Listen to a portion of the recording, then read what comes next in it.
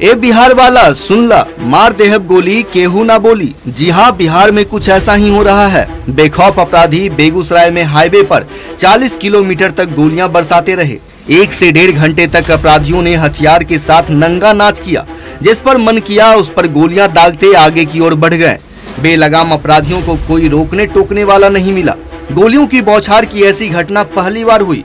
बिहार में तो क्या, पूरे देश में ऐसी घटना सुनने को नहीं मिली है। बिल्कुल गाने की इस लाइन की तरह, मार देहब गोली केहू ना बोली। हुआ भी बिल्कुल ऐसा ही। अपराधी घूम घूम कर धाएं धाएं गोलियां बरसाते रहे और 11 लोगों को गोली मार दी।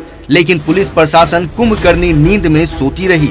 अपराधियों ने आतंकवादियों की तरह गोलियों की बौछार कर 11 लोगों को घायल कर दिया, जिसमें एक की मौत हो गई। फायरिंग की यह घटना 3 थाना क्षेत्रों में हुई। इस दौरान पुलिस कहीं नहीं दिखी। किसी ने भी गोलियों की बौछार कर रहे अपराधियों को रोकने की कोशिश नहीं की। मतलब साफ है कि तीनों थाना की पुलिस लापरवाह है और निकम्मी है। तभी तो भोली भाली जनता को गोलियों से भूना जा रहा है और पुलिस चैन की बंसी बजाती रही है।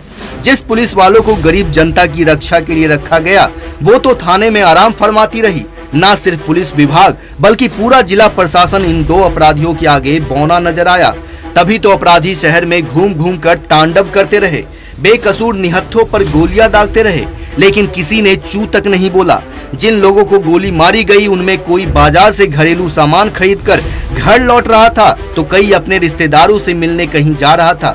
कुछ वैसे लोग भी हैं जो लोकल बाजार पर ठेला लगाकर आइसक्रीम बेच रहे थे, तो कई चाय की दुकान पर खड़ा था। मतलब रास्ते में जो मिला उसे गोली मार दी गई। इतनी बड़ी घटना होती रही और पुलिस प्रशासन सोती रही। लोगों की जान जाती रही और प्रशासन सोया रहा। गोलियों की तरतराहट से पूरे इलाके में हड़कंप मच गया। फिर भी पुलिस इन 2 सिरफिरे अपराधियों को पकड़ने में नाकाम रही और अभी तक नाकाम है। कैसे घटना हुआ है? चलते हुए गोली मारा है। चलते हुए गोली मार दिया। हम सोचे कि टायर आवाज किया। घटना का जानकारी यही है कि मतलब बाइक से 2 आदमी था। एक बाइक चला रहा था और एक पीछे से गोली मार रहा था। जो भी साइकिल से जा रहा था उसको सट के गोली मार रहा था। चकिया में 3 आदमी को गोली मारा और नॉर्मल BTPS के पास, और गोली मारते ही वो आगे निकल गया। किस साइड गया वो? चल गया मोकामा के इधर। किधर से आ रहा है गोली चलाते हुए? आ रहा था दलसिंह सराय की तरफ से। कुल कितने लोगों को गोली अभी तक में लगी है? उनको तो लग रहा है लमसम दलसिंह सराय से लेकर वहाँ तक 20-25 लोगों को मार दिया। अभी 2 लोगों को गोली लगी है। एक का नाम है विशाल, जो 30 साल का है और बाढ़ का रहने वाला है, और दूसरा है दीपक कुमार, जो रघुनंदनपुर का रहने वाला 26 साल का लड़का है। अभी उसका प्राथमिक उपचार करके ड्रेसिंग वगैरह करके रेफर किया गया है सदर हॉस्पिटल बेगूसराय। अभी हालत चिंताजनक ही है। अब जब घटना के बाद देश भर में बवाल मच गया है, तब पुलिस अपराधियों की धरपकड़ में जुटी है। अब CCTV फुटेज खंगाले जा रहे हैं और दावा किया जा रहा है कि जल्द ही अपराधियों को पकड़ लिया जाएगा।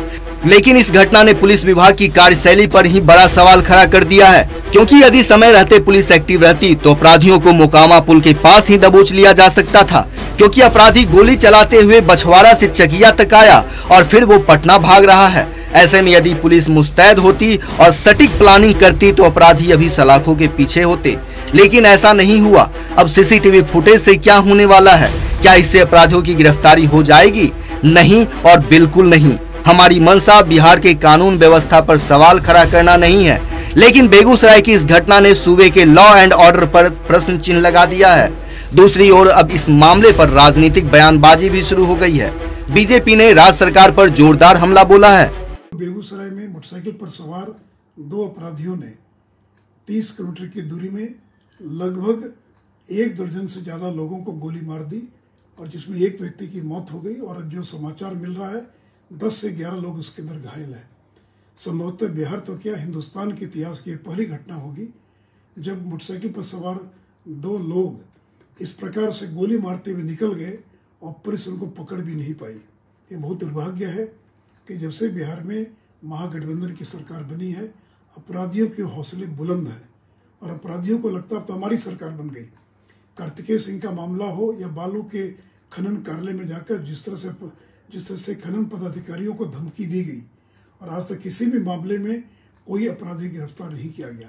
यह पिरमोर थाना के अंदर जिस तरह से अनवर अहमद और राजद के समर्थकों ने थाने में घुसकर डीएसपी की वर्दी फाड़ना और धमकी देने का काम किया, तो लगातार स्थिति बिगड़ती जा रही है।